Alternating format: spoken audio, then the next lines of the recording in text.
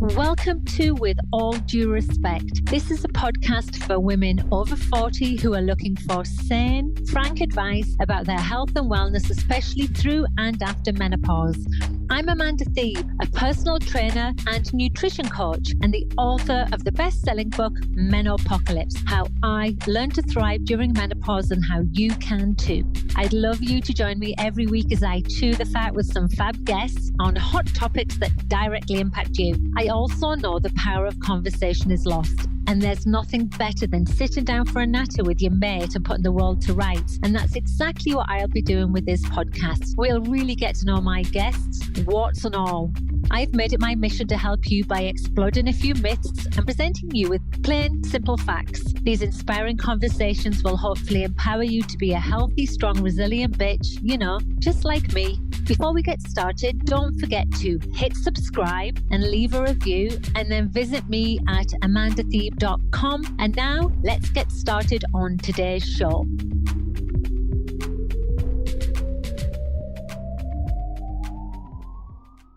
Welcome to With All Due Respect. I'm excited to be back here today with Korinna Howie, who I met on Instagram. She has this really great account. It's called, Is This Too Young for Me? The answer is no. But I asked Korinna to come on because she has the best personality and the best attitude towards aging, midlife, fashion, and just everything really. And I also am completely inspired by her because I am clueless when it comes to fashion. I know my scope. I know where my specialties lie, and it's not in the clothes I wear. The handle that she has on Instagram, I love. She says, slow fashion styled from the soul. What does that mean, Korinna? Welcome, by the way. Hello, and thank you for having me. That means to me, wearing what makes you feel good, wearing something that brings you joy. So I absolutely love fashion. I've worked in it on some level my whole life. I've been in retail when I've moved around. I've had my own shop in Norwich years ago, and I've always believed in wearing clothes. I love fashion, but wearing clothes that sing to you. You put them on, you have like a positive association with them, so you feel good when you put them on, and they lift you, because clothes are they definitely are attached to our kind of spirit and our soul, and they're a bit kind of like armor too. We put them on. Sometimes we feel we need to hide in our clothes. Sometimes we feel like we don't even need any clothes. We feel so big that day that we're bigger than clothes, but we use them so much all the time. So styling from the soul to me is like you feel it here. You wear clothes that your favorite band wore when you were young, a band that you saw last week, one of your icons wears, some music that makes you feel good. If you kind of wear clothes that make you think about that, it just makes you feel good. Another brilliant one that I love is wearing clothes or pieces of jewelry that you've bought on a holiday or on a good trip or just a good time close to home, but just something that reminds you that you had a lovely time that day or that week or that, with that person. And when you wear it, you're back there. And that's what style from the soul means to me. Oh, I love that as well, because I definitely come from, I like to look nice, but I also, I think I've moved away from it, but in the past I've been like, but everybody's wearing like skinny jeans, so therefore I should wear skinny jeans. I better not wear my like bootleg or whatever the bootleg. Isn't that like stolen whiskey? Like boot cut. See? Boot cut. I love it. Well, I stole my jeans. But I've moved away from the rule-based fashion that I used to have before, because I'm really keen on optimizing the clothes I already have. I'm trying not to buy too many. I'm trying to be a bit more sustainable in my clothing. And so what are the type of like mistakes or attitudes that we have as women in midlife that you see all the time, like what, or even restrictions that we put on ourselves? Oh gosh, there are so many. I mean, I'm a really big vintage fan. I love vintage clothes. One of the rules or the things that we hear is that if you wore it the first time around, you can't wear it this time around. And you can. It's really the simple way to wear it is just mix it up with something, mix it up to be modern. So wear it with something that you would wear now or something from a different decade, and it just modernizes it. Instead of us looking like we've still been wearing that since the first time we wore it. So there are just kind of little tricks and things around it.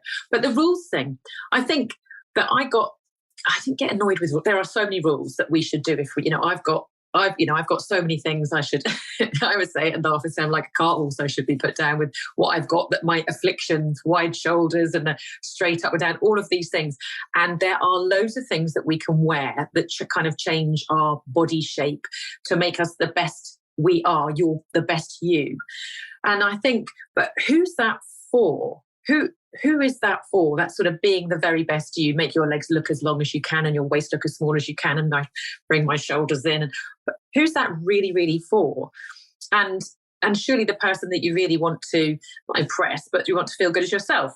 So I think even if you look absolutely ridiculous in something and you own it, you look great in it, because we all know that person who you see walking down the street and they're wearing some outfit that you think that just shouldn't work. But because they're owning it, it works. You were on a train the other day, I saw, going to see your son, maybe, and you were wearing a man's suit and tie. And I just was like, fucking hell, look, she just does it. And I love it. And I just came back from New York at the weekend and I felt like was a total Manhattaner, because I had a royal blue spring jacket on with bright pink gloves and a lime green scarf. And I just was like, oh God, whatever. I'm just going to throw all these colors together. And I just think that that's such a great way to a good attitude to have, instead of going, does this match? Am I supposed to wear that color with that color? And so I'm embracing it all now. And I think that maybe you've encouraged that a little bit, to just be just be yourself and just do what feels good for you, So when you wore that, you went straight back to Manhattan, because that was your kind of vibe that you had in your head, and it takes you right back there. But the other thing about the rules is, and they are great. I mean, stylists are brilliant. There is a place for stylists. I think that professional stylists who understand body shapes and understand what colours look good on your skin tone. I'm not trained in that way. And there are brilliant stylists that know and understand that. And I think if you are lacking in confidence, it's easy for me to say, put a banana suit on and rock it down the street. Actually, we've all been in our life in places where we don't feel like that at all. We just want to hide. And a stylist who can give you some tricks to feel better about your body is actually worth its weight in gold, I think. So there really is a place for that. But I remember because I've always been busy with work and parenting, and I'm a different kind of parent as well. And I've actually been I haven't got time for this. I've got time to try and remember all the rules of what I can and can't. You stand in a shop thinking, can I wear that? Am I allowed to wear that? Is that on my list? Is that on my colour thing? When you've got other pressures in your life. And I found that overwhelming, that I can't be bothered to learn that. I've got so much shit to learn. I can't bother to learn what clothes suit me. And I think it was that abandonment of, I'm just going to wear this because I just like it. I look back at outfits now and think, oh my gosh, what was I thinking? And I think, who cares? I felt good on the day. And anyone who's in your tribe and in your team, they just think, oh, good for you. It's your character, it's your personality. It's who says we have to have our A game every day? Who says we have to look immaculate or perfect or wear the right shape and the right colour every single day? We don't have to do that. You're not the boss. You're not the boss of me. Yeah. You don't have to bring your A game, because a lot of people say, you could have worn it with this, or it could have been worn, or that would look great with trousers, or it could have had a different jacket or perhaps a different necklace. You think, yeah, it could have done, but it didn't. And no one got injured. Nothing happened to me when I was wearing it, just because it wasn't the best it could be. And there are different ways to do everything. So it's all about your energy on that day, really. And I think that's what I really believe in. Feeling it in your soul, you feel good if you put something on. And I think a lot of the time, if you can associate what you're wearing with something, it gives you that kind of, it's kind of comfort, really. It can be like a comfort blanket. Never ever thought of it that way. And it's really funny, because I remember going to a wine event once, and the wine, it wasn't a sommelier, but it was a wine expert. That's how he spoke about wine, associating it with memories. And rather than taste notes that people like me are like, yeah, it's taste of red wine. I couldn't get past that. And so that's how I associate those type of things too. And, you said something that made me chuckle. Do you remember maybe 80s or 90s? there was a thing going around where you would get your color assessment or your color wheel done. And it was like, are you a warm color? Are you a cold color? And I was given these colors to wear. And one of them was maroon or burgundy. And I was like, I can't do that. That was my school uniform. That literally is a memory I don't want to go back to. Don't make me go there. Don't make me go back there. I know. So there is truth in that. There's absolute truth in your skin tones and what looks good with what. But you have to say, if you feel good, you're above all that. And if you feel good inside and you feel happy, you just radiate out of whatever you're wearing. You're that thing, you can look good in a bin bag. I mean, that's just about who you are, your character coming through at the end of the day. So actually a lot about dressing and clothing and everything is actually feeling good on the inside, really. If you feel good, you go out in jeans, and we've all done this. If you feel really good that day, you can chuck on anything and go out that night and you have the best time. Jeans and a white t-shirt. If you feel good, you could go anywhere in that if you're feeling good and confident.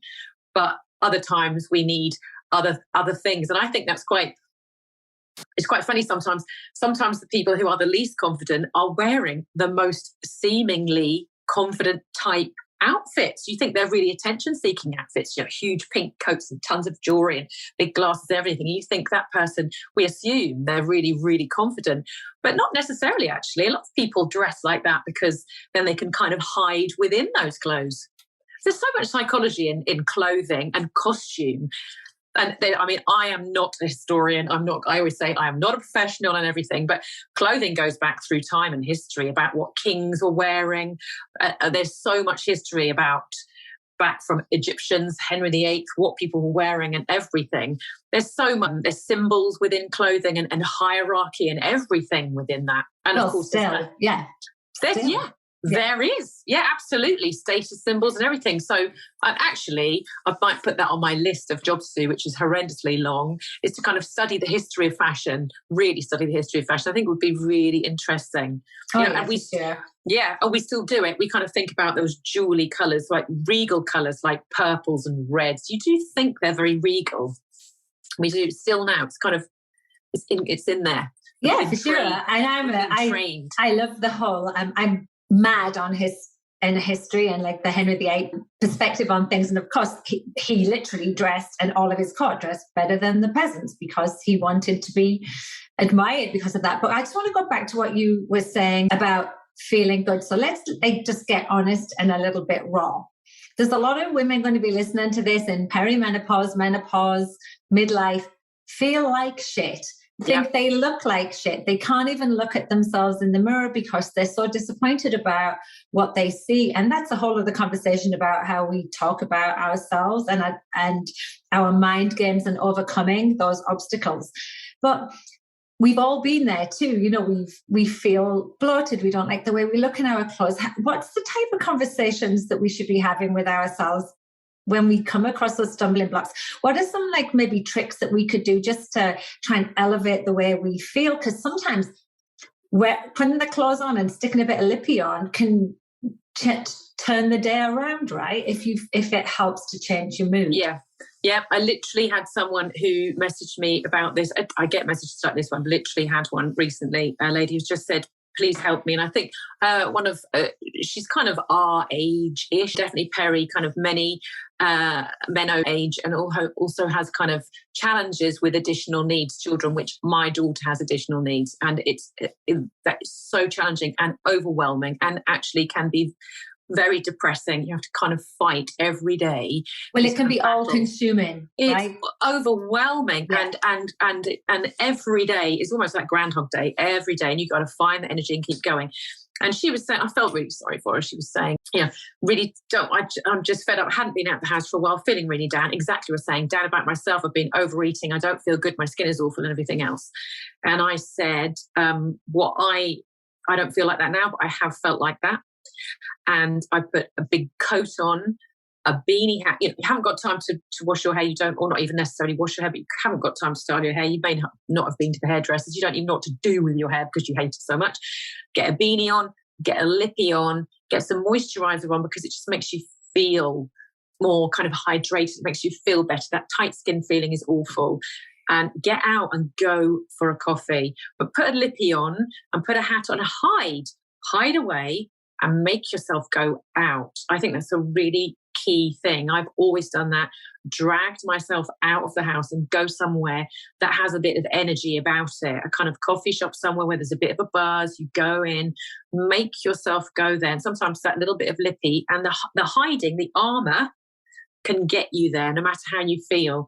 I think it's that kind of progress of pulling your head, turning your headspace around again, because it's so wrapped up. How we feel and how we look are all intrinsically wrapped up together about what's going on in our life. And there's a point where we have to kind of, you have to fight, you have to put the big girl pants on and think, I'm going to do this, no matter how, one foot in front of the other, and make ourselves go and do it. And I think you're right. The lippy, a beanie, something to cover your hair, because you don't even care about your hair. You know, it's awful. It's all falling out. You haven't had your roots done for months. You look dreadful. You feel dreadful. You know, put a beanie on, put a lipstick on, bit of moisturizer makes you feel good.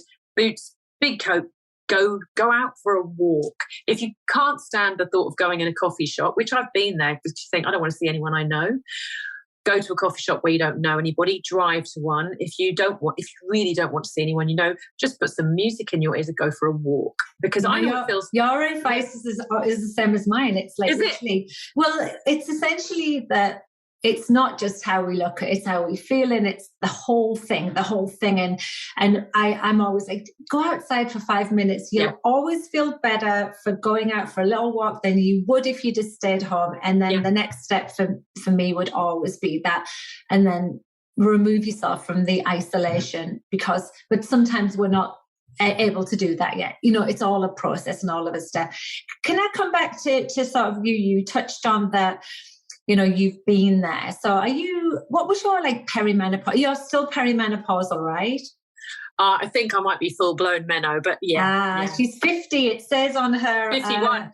51. Me too. It's literally the best age in the world. No, but so what was your experience? What were your challenges, and how have you sort of progressed through that journey with the big smile on your face that you always seem to have? And also, and fake it till you make it when it comes to, a lot of people say to me, are you always that positive all the time? You have to force a positive mindset, that fake it till you make it, that kind of, I can handle this. I feel good. I'm going to get over this. We've got to keep fighting this, that personal struggle, one foot in front of the other. Don't look more than 5 minutes ahead. Don't think about this afternoon even. Don't think about tomorrow. Just get through the next 10 minutes, the next hour, etc.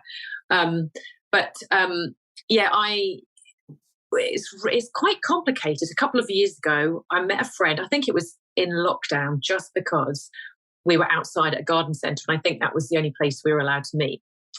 And I met with her, and she's a really good friend who's just a little bit older than me. And she said, and she's quite a holistic person, aromatherapist, very well informed. She said to me, "You're definitely perimenopausal." And my mum had also said to me, my mum, different language, "I think you're on the change," is what my mum said. Because I think I was acting maybe in the kitchen with talking about just how being overwhelmed with our daughter's behaviour and the struggles at home. But my mum also saying to me, "You're probably also on the change as well. That's not helping matters." This had dripped in. My friend had said to me, "I think you're perimenopausal. I can tell by you. I can tell by your skin. I can tell by your..." And she knows me, really good friends. And then I thought maybe, and she told me about a private menopause specialist. And she said you could just have a chat with her, etc. And I'm a great believer in, if you can afford to see a professional, not everybody can. If you can afford to see a professional who specialises in that field, then find the money to go and see them. I think this is ingrained in me because I've always had back issues. So I've always paid to see a physio, an osteopath, a chiropractor. I've paid to go to private Pilates. So I appreciate my body. And also I've paid for therapy for various members of our family. And your brain is this beautiful thing that needs to be looked after. And we kind of feel quite mean about spending money on our bodies. We go out to spend £200 on a jacket. So you're essentially saying you've invested in your health. I appreciate that. It's not something that everybody can do, but in this situation, you had the means to be able to do it. I did, right? And it was lockdown because my first meeting was Zoom, and I had put all of my symptoms down to struggling at home. So I said to her, "I don't think I'm perimenopausal. And she said, "Okay, well, let's just take it back to the beginning." We went through a checklist of my hair was falling out. my skin was in terrible condition, but I wasn't looking after myself. I was constantly constipated, but I wasn't chewing my food very, very well because of my anxiety. Anxiety, palpitations. It's not funny, really. Night terrors, sore teeth, because I was grinding my teeth in the night. So I am such a grey area. And, the jury is still out on whether it was extreme anxiety, peri, I suspect, a big mix up of both. But I've just been ignored. And I laughed with her at the end of our conversation. And I laughed when I said, because I laughed through everything. I laugh or cry. There is no in between, or there was no in between at that point. And I said to my husband, how shit is my life? That all that's been happening to us, I just thought it was just kind of normal. I didn't even think it could be anything other than just the stress of what we're living in at home. So I went on HRT, an HRT for me, and we got it right quite quickly. And I just felt kind of normal. Having said that, it came at a time when our daughter's needs were being met better anyway. So everything was kind of coming into place as well. So we'll never know what it was. But I tell you, it was hell. It was hell.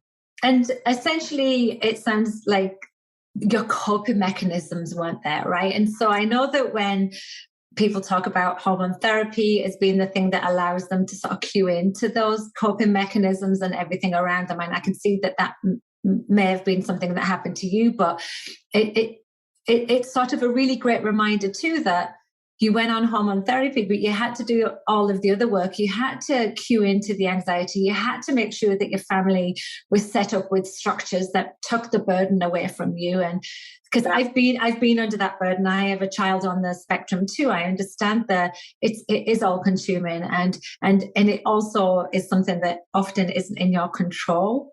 Mm-hmm. And so that's a really great message that I'm hearing from you is like, who knows what it was, but I had to look at everything. You stopped looking after yourself.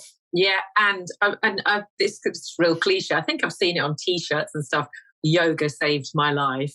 And I remember going to yoga and thinking, I need this. And again, whether it was menopause, age, or everything. I mean, let's face it, many of us have additional stress and challenges on us anyway, particularly at our age. I think there's other things that come with our age. That there's our body transforming into something else, and us kind of embracing this new time. Wrapped up in that are other things, relatives, illness in families, relatives, children growing up, special needs or not, going to university, living alone. There's all sorts of other things that are wrapped up in this. And that isn't necessarily about our physical being. It's other factors that are around us as well. And I started yoga at that time. I started many things. I just started eating better, slowing down, really thinking about, I have to look after myself. I went to the GP about a few things and nurses, and I started having real digestive issues and things like that. And I was told by several healthcare professionals, you have got to look after yourself. You can't pour from an empty jug. That's such a cliche. It's so true. And I used to say to everyone, I haven't got another 5 minutes. I haven't got another 10 minutes. I haven't got anything left, but you still have to drop something. I dropped television, I think. Okay. So tell me, drop something. What I went to yoga. Yeah, I've obviously experienced that myself, but what? Yoga. So you created boundaries then? You created new boundaries. And what did they do? Well, what did they specifically look like? You said, were you the consummate people pleaser like I was? I love saying no now, by the way. I find it really empowering. If I don't want to do something, I go, yeah, no, sorry. No, I'm so social, and I would literally I need friends. I need to see friends, and I'd kind of stopped everything. I think I went a little bit insular, not leaving the house a bit. Sometimes you can be isolated. Now, my reasons were different to many, but for whatever reason, we can feel very isolated and alone. I think friendships are so important. And I don't like being sexist, but female friendships, we get it. It's like, find your tribe who are living through the same thing. And if we're lucky enough to have friends in our lives that we can be really honest with and share, everything that's going right, that's going wrong, that's disappointing, that's falling apart, falling off, if we can share that, then you just feel like you're not alone. So I would force myself to go out. I love going out and doing things. And I thought, I've got to find this time, but something's got to give to do that. So I from memory, a couple of years ago, I think I just dropped television. I thought, television, you have to go. And I didn't watch television for ages because I thought, I've only got that little bit of time and that needs to be replaced with something. And I replaced it with me. So going out to meet people, going out and seeing my friends again, and yoga. That yoga saved my life. And I bore everybody I know. I was literally telling a friend the other day, you need to go to yoga. And I was trying to get her to come with me on Saturday. And I said, well, I always thought about yoga that you need to be able to put your knee behind your neck. And it couldn't be further from the truth. It's like this reset moment. And if you go to yoga enough, quite early on in the journey, I go to yoga, and as soon as you sit on that mat, you're already halfway there.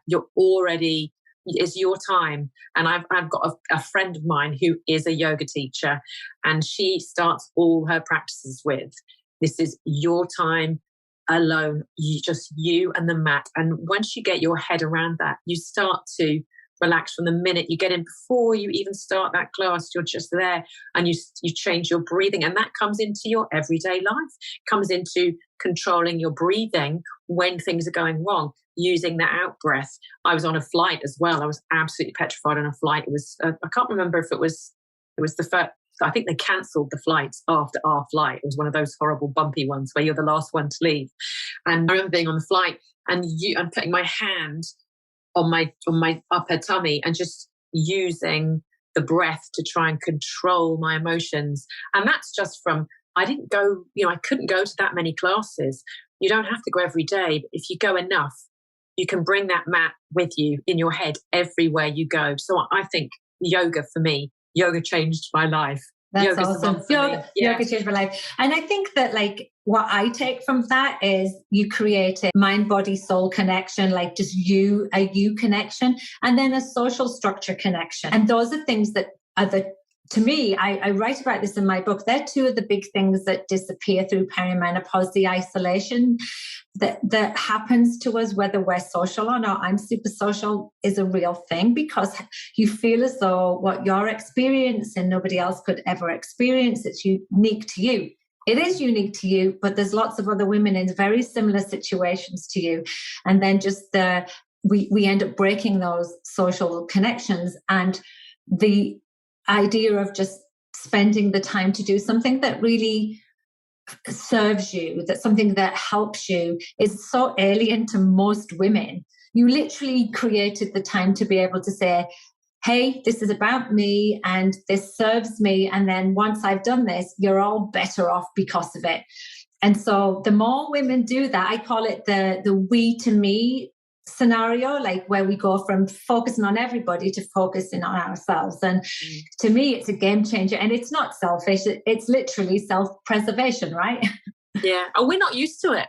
We're really broad and we're really generalizing. So I'm just generalizing. This is not all women, but a lot of women have had a family or have had responsibilities. And you're right.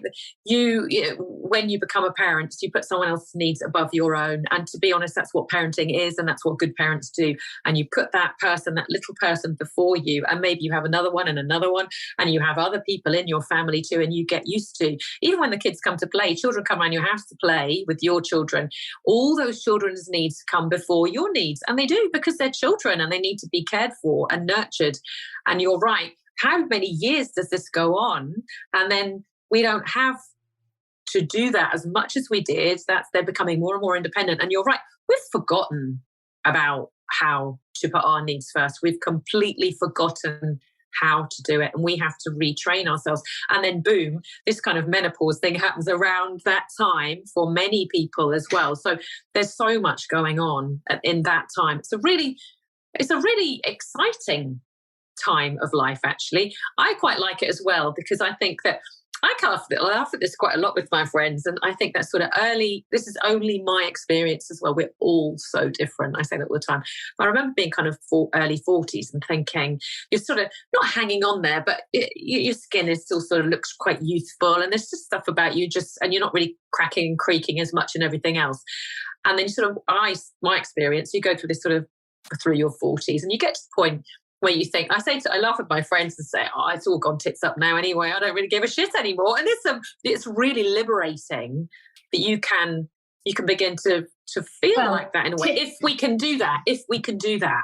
Tits up or tits down. It literally. Yeah. And I was watching this thing with my husband on Netflix the other night, and it's about it's French subtitles and it's some French property developers. It's a big show, can't remember what it's called, but it's they sell properties, multi-million-pound mansions, and there's this French family, and there's a mother in there, and I have no idea how old she is, and that's I wouldn't like to guess, but these two women were still dressing in things that I would think, I can't wear that. They were wearing these clothes and owning. I think I love these two women. They're kind of like wearing vests and quite kind of sassy clothes and stuff that we think we should have left that behind in our 30s almost. They were wearing these and they had this lovely grandma. It was her birthday and was it her 85th birthday or something? And she had a sort of smocky dress on, quite floaty, legs, arms, everything. And she had an 80-odd-year-old body, wrinkly and sort of, sun damagey, and she had her legs out. And I said, Scott, how cool is this? I don't think I know any 85-year-old women that get their actual legs out. We've all got ours stuffed into tights by then, and we're not getting them out anymore. She looked incredible, and you just think, this is so... I found that, even though I'm supposed to be watching about property, I was just inspired by these females that were just wearing what they felt good in because it's hot. And they didn't want to wear whatever we think we should. And the rules don't matter. There is no rules. And so, you know what? That's actually, we need to sort of think about rounding this up now. That's a really great place for us to leave. What would you say to women through menopause and midlife, looking at aging, knowing we've got 30 or 40 years left, from a style perspective?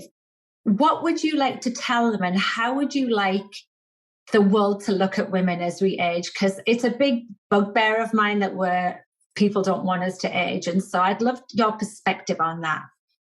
I know. I think we've come a long way when it comes to females aging and these rules. I think I read somewhere that 30, 40 years ago, women weren't supposed to wear jeans after a certain age or something. Look at Coco Chanel. She put a woman in trousers. I mean, we've come a long way in not a long time. But I think that's what I would love to see, that we are able to get our wrinkles out, and we can actually, we can. But at the moment, it's the brave ones that do it.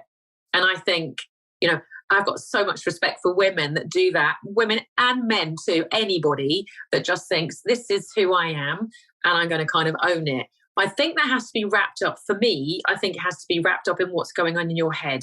I don't think you can go, and I'm generalizing again, but for me, I couldn't go out owning all my wrinkles and my baggage and my I don't love if I didn't have some confidence and some kind of high self-esteem within there. And I think anybody can get this. And I think it's about knowing who you are and just being well informed about things too. Just having some intelligence in your mind. Now, you don't have to be a brain surgeon. I am certainly not. But just have something that you're passionate about, whether it's gardening or jewelry or anything, stamp collecting, dogs. If you've got a cockapoo, you could just know everything there is to know about cockapoo, but something that gives you something that you feel that you're worth, something that makes you feel like your voice is worth listening to. I think that intelligence is really wrapped up in confidence. So knowing something and feeling confident about something makes us feel good,